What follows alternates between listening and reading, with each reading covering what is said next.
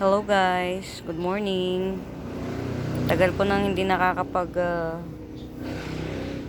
post upload sa YouTube ko.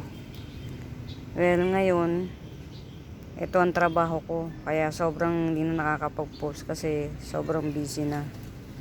Yan. Ito yung mga na-mine na. Yan. Isosort ko na siya. Actually, not so marami.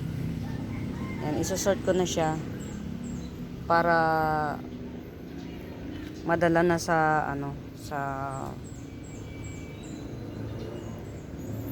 sa Antipolo, kasi sa Antipolo ko yung page na nilalivean ko, taga Antipolo siya. So iyan, dadalhin ko na. Hindi naman siya ganun karami actually. Yan, ito lang naman yung mga nabili, pero worth it naman yung pagod. Yan, worth it. Tas meron pa akong hahanapin na hindi ko pa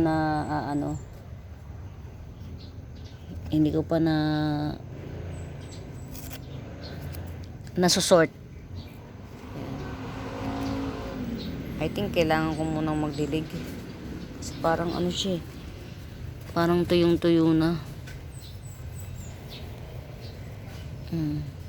Merong mga plants na tuyo, sobrang tuyong-tuyo. Yan.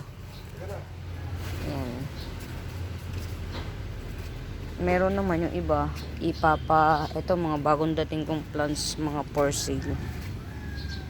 Mga for sale ko to. Ito, tigo 150 lang siya. Yan. Tas to si Kalanchoy, yan, 120 isa. Ito, bago pa lang magbo-bloom yung bulaklak niya.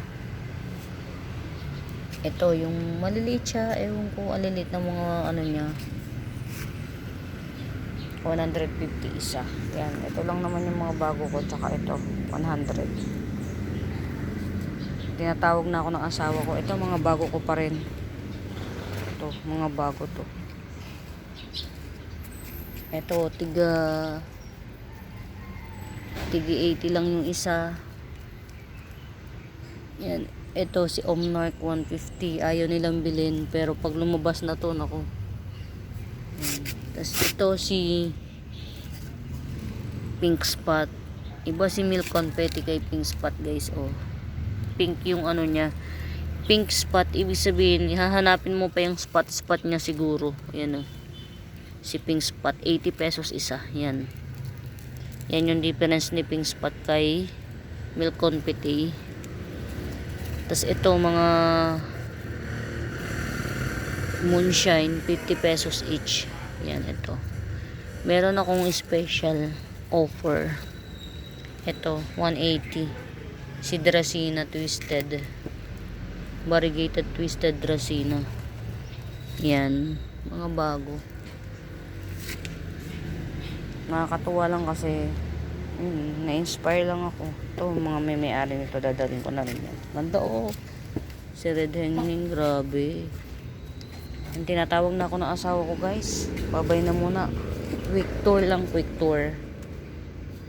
Bye, guys. Yan. Mga for sale pa rin yan. 50-50 lang yung iba.